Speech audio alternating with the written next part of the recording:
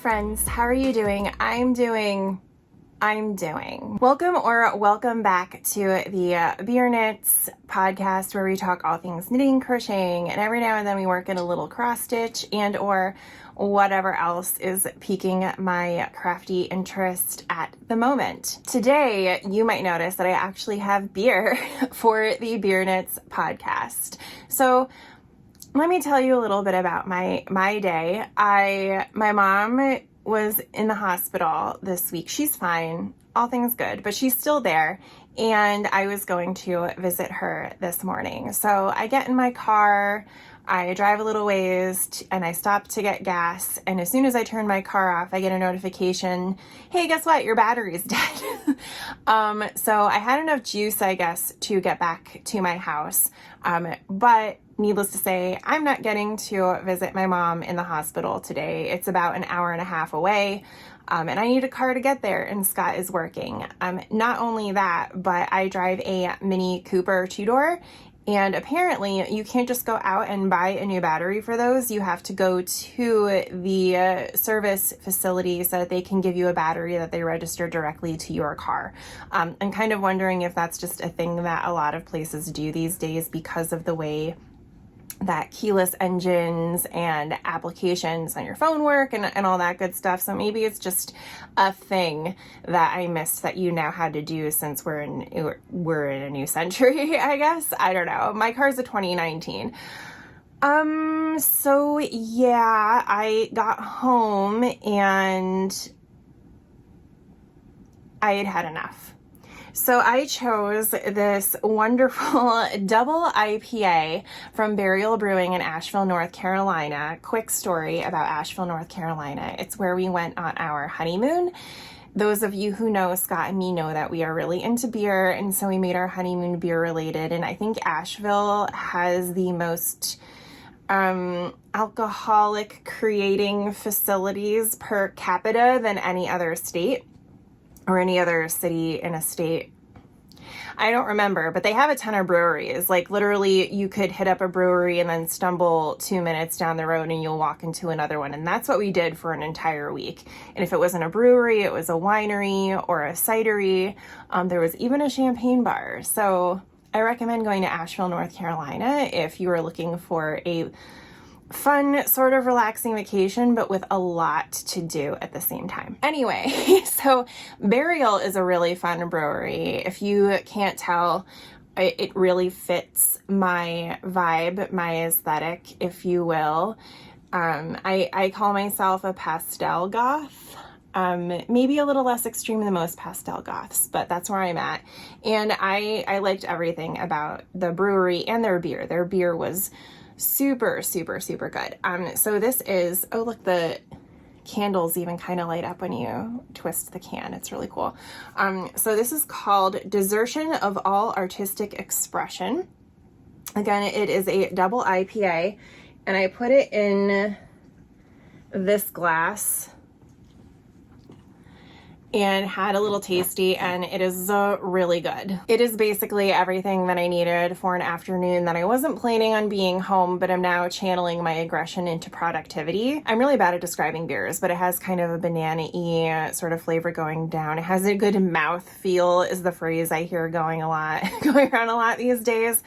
And you know, it's a double IPA, so you'd kind of expect it to be a little bit thicker, obviously a lot heavier than, you know, your sessions or stuff that you should normally drink as a human being. But I was not feeling those today. I was feeling this. So really happy about this. I'm not going to chug it for obvious reasons, but it is going to be something that I spend some time this afternoon with while I am working on the projects I'm about to talk to you about. The first thing on my list today are the Find My Joy socks, which I am joyful they are done. Like I said on the last episode, I started these guys over Thanksgiving as something to work on in the car. You know, like I said, my family lives over an hour away, so it gives me something to do while Scott is driving, and also at the dinner table when everyone's talking. Like, I enjoy being part of those conversations, but I also need to keep my hands busy.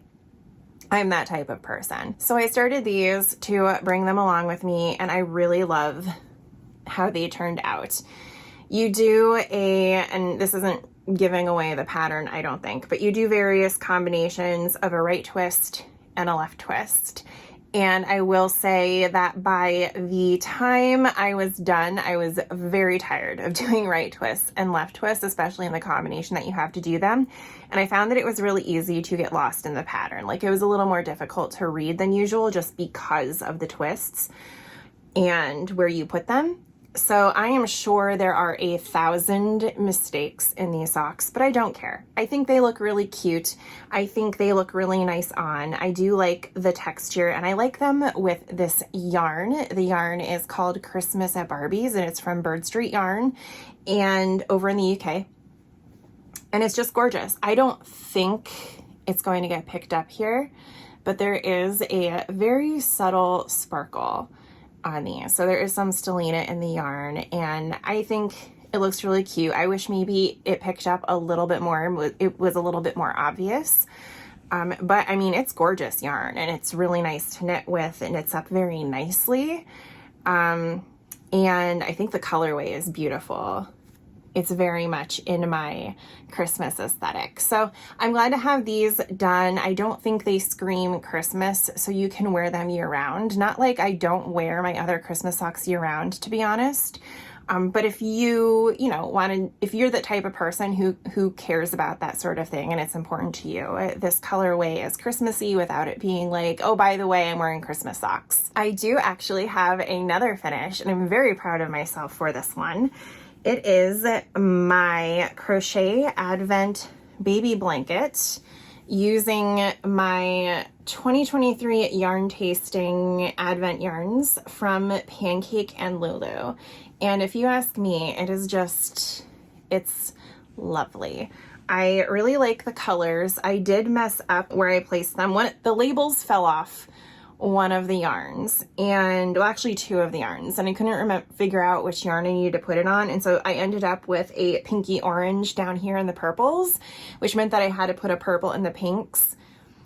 I'm not really bothered by it. I haven't decided yet if I'm not bothered by it because I'm convincing myself I'm not bothered by it, or if like I'm legitimately not bothered by it. I'm kind of thinking I'm legitimately okay with how this worked out. I think it adds a punch of color, like it kind of balances both sides, because otherwise it is not a stark contrast, but this is very bright and very pink, whereas this is very purple and kind of heads a little bit more into neutral territory. So I think actually that it worked out to my benefit, because I have a little warmth from the pinky oranges down here, and I have a little bit of the purple-y neutrals up here. So I'm really happy with that. I think I mentioned last time that I got this idea from Nitty Natty. She was making this blanket with yarn from a homespun house, and I mentioned that I should have followed her instructions based on gauge to decrease the number of chains that I started with. I really thought the fact my blanket was so wide was going to make this blanket look terrible. I thought it was going to be wider than it was long, and then I would have to adjust how I used the blanket so it didn't look strange, but it actually came out perfectly. It could be a little longer in my opinion, but I don't think it's not long enough to be useful. So, I got a lot of questions about the fact that I used fingering on it and if it actually provides warmth. It does. It wouldn't be like my first go-to if I was trapped in a car during an ice storm, but to sit on the couch and just have a little something on my lap to keep myself warm and there's not a cat around to do that, this is perfect. It's also really nice for if we have a game night or something and I'm a little chilly at the table, I can just have something to wrap around myself. Or if I'm at work and I don't care what our VP of Demand Gen thinks about my appearance, and I can just put this on me and be a little bit warm, because especially with the sun going down pretty early these days, it gets very cold in here. So I end up freezing by the end of my workday, regardless of the fact that I sit on a mini heater, basically. It's pretty big. I'm constantly surprised at these size of projects that you can make out of 20-gram minis, 24 or 20-gram minis. It's quite a bit. It's quite like the fact that you can make an entire crocheted blanket. I know knitting it, you can go a little bit longer, but the fact that this was crocheted and it's still a really nice size is perfect. I'm honestly really, really shocked. But I love it. I'm shocked in a good way. So I love this. The animals have already stolen it from me, so I will most likely never get to use it. But you know, the thought is there. Maybe someday. But yeah, you can kind of see like when I fold it up, it's actually like this is folded up 4 times and it's still pretty big, and it's very squishy, and I love it. I love the colors. I love the variety of colors. Again, it was the Pancake and Lulu 2023 Advent. And if you're looking for a new Advent for this year, I recommend this one. I think it's already out. I think you can already like pre-order it. And it comes with a lot of cute little tchotchkes and notions too. I thought it was well worth the money, and the yarn is lovely. I get a lot of yarn from her. I was in her full moon club all last year, and it's gorgeous yarn. I just canceled it because I need to use the yarn that's in my stash instead of keep buying more. But all of the colors for that are lovely too. If you haven't checked out Pancake and Lulu, you absolutely should.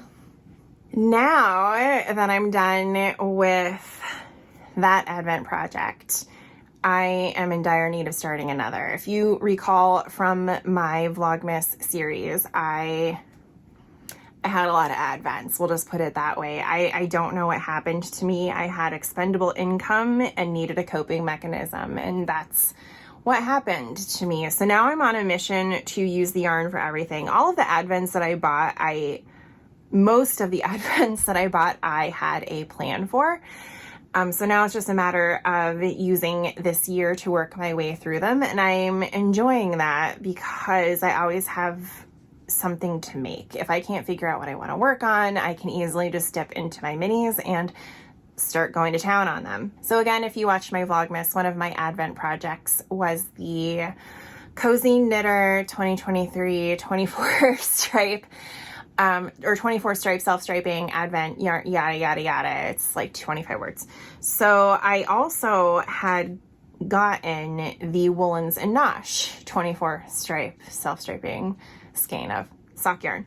And with my attention span being spread so thin across the month, I could only focus on one. So I chose the Cozy Knitter just because that's the one that I have always focused on every year. So I really wanted to pump that out and keep my streak going.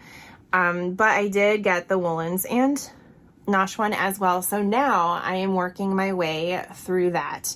This is currently my morning sock knitting before I start work. I get about, 40-45 minutes in the morning where I can just sit down and work my way through. And again, with the self-striping yarn, it feels like you're making a lot of progress. You're making progress faster than you do on, say, these socks. Like these socks felt like they took forever, but I spent the same amount of time on them at the end of the day, right? But these are really just flying off my needles. So I finished this one in a week, and it is I forget the name of the pattern, but I'll put it here. But it is a pattern that was designed specifically for a knit along to go along with this yarn, and it's really cute. It is a traditional zigzag, but the zigzags are on each side of the sock. So the front is, I guess it depends what size you knit, because if you have smaller calves and the number of stitches on your sock changes, this won't be as wide. But on mine, the front is relatively plain, if you will, and then the sides have the zigzags. I find the pattern to be really easy, so that's helping me chug along as well. Here is the second sock that I've already started. I am using a progress keeper that I got from Charmed and Dangerous. It's a little narwhal holding a winter pine cone. I got this in an attempt to get myself some generic winter stitch markers. I have a lot of Christmas. I have a lot of Halloweens. I have a lot of just random stitch markers like cats and unicorns and whatever, which is cool. But I really like the whole idea of having some seasonal stitch markers too about when the season arises. So I got this little guy, so he's helping me out. And yeah, I'm working my way through the sock. I haven't decided if I'm going to knit on these this weekend because there's something else I want to focus on that I will talk to you about after I put these away. But if not, then I really think regardless, I will be able to finish these up this week and have another sock FO to post by the next time that we speak. These socks are on the Woolens and Nosh. I want to say it's like Targi base, and I forget exactly what the makeup is, but it is more wool. It is more wool forward, and what I mean by that is it's very rough on my hands. Normally that would be fine, but right now with how dry the winter is, the tips of my fingertips for how much that I knit are just angry at me, and my skin is getting very sensitive because I type all day, and then when I'm not typing, I'm crocheting or knitting to bookend my day. So I will say this has been a little bit rough on my hands given the season, but silver lining, they feel very sturdy. So I think they're going to wear very well and end up being one of my longer lasting pairs of socks. Like I can wear them numerous times without having any issues. They do feel a little bit thicker. So I think they'll be very warm as well, while still being able to breathe really. Because I have some socks that I wear and I just feel like my toes are suffocating. And I don't think that'll be the way the way of the world with this yarn. So just a warning on that. They do have other bases. I think by the time I purchased the Advent, all they had left was the Targi. So I was like, yeah, sure, whatever. And I do really like it. I think there's a big similarity with the Cozy Knitter Advent in that it is a rainbow gradient. Just the thing that I love with Woolens and Nosh is a lot of times they'll do this micro striping in between the main stripes, which I think is gorgeous and makes it a little more unique than some of the other self-striping yarns that you'll see on the market. There are a few dyers who do this, and I imagine it's quite difficult. So whenever I get a chance to work with yarn that looks like that, I do, because I think they look really cool. I think they are a little more unique. And in general, it's just really fun to knit up. I mean, self-striping socks to me are always just really fun to knit because they're addictive. You just want to keep knitting until the next color and then the next color and the next color. And before you know it, you have an entire freaking sock. And that, to me, that's great. Also, I would be remiss if I didn't point this out, ignore our mini Aussie's contribution to the fur on this bag. But a big reason that I got this Advent was because of the bag. I am really into moon stuff, astrology. Be surprised. It's crap. We all know this, but I'm still into it.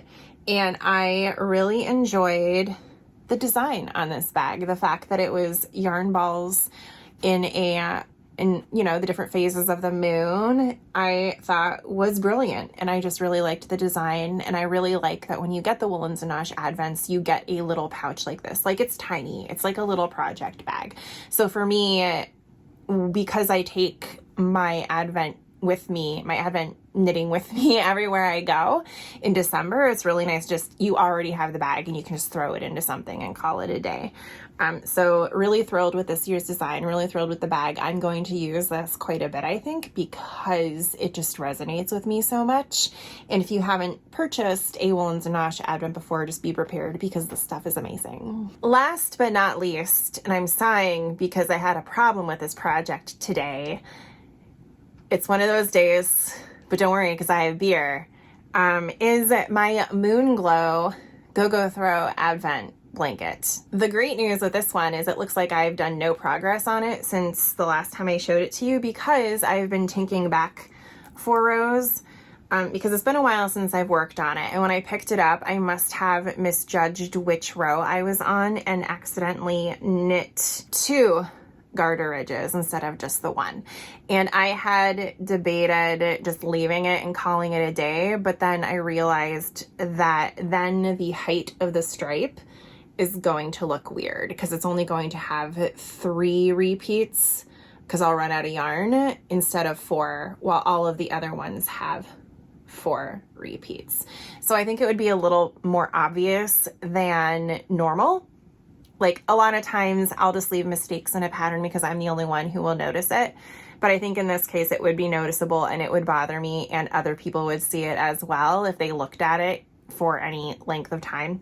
So I am taking back, it's only 4 rows. I lost an hour of work and then had to do another hour of work to do this. But it's fine because I'm watching mindless television, and now I'm not sitting with my mom in the hospital. That was going to be my entertainment because hospitals are boring. So now I'm just going to work on that this afternoon and get back on track. But this is as far as I was. If you recall, the last time that I showed it to you, again, not much progress, but I wanted to bring it up on this episode because it is now going to be my focus project. So kind of like how this Advent blanket was my evening project, my cozy sort of coping mechanism during the crazy past month of my life. This is now that again. It's a little less mindless than the crochet blanket, so it's not quite as cozy. It's not quite as potato chippy, but it's potato chippy enough that I'm looking forward to focusing on it. And I did make quite a bit of progress to begin with, given the state of affairs in December. So once I make this my main project, I think I'll be able to get through it pretty quickly. So maybe I'll make it my goal to finish on that in February and just see where things lead me. Yeah, so that's everything that I am actively working on. My Hyber knit along shawl, the glittering snowscape, is in hibernation right now just because I do want to focus on these projects. I just had a case of startitis with that, and I wanted to get it on my needles so that it was started and, you know, it's there. But I do have some other plans.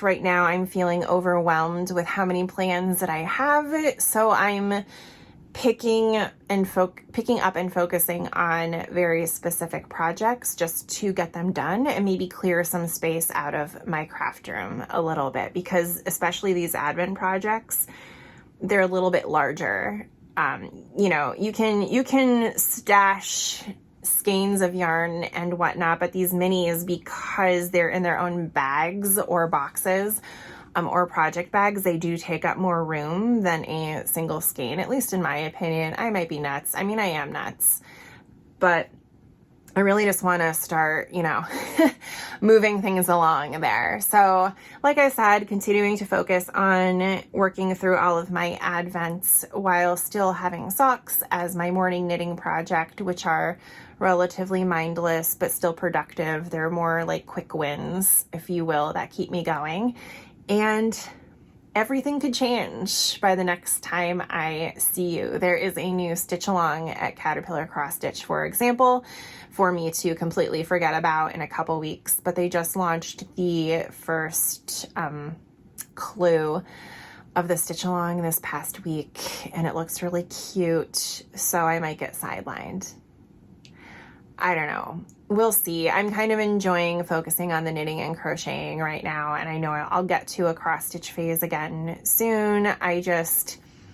There's too much that I want to do, and whenever that happens, I just need to pick something and do it. So that's where I am. Anyway, that is it for this week. I thank you so much for joining me. If you like what you saw, make sure to like, comment, and subscribe so I can talk to you about all of the fun things that we are making in our free time. And otherwise, I suppose I will see you in the next one. I have a few shorter videos planned that I need to record and put out in the coming weeks, so hopefully you enjoy those as well. Kind of keeps the conversation going. Make sure to follow me over on Instagram for more real-time updates about what I'm working on, as well as lots of really cute dog and cat photos. I promise there are plenty of those. And yeah, hopefully I will see you in another 2 weeks for the next episode of Beer Knits. I hope you're all doing well, and I will see you soon. Bye.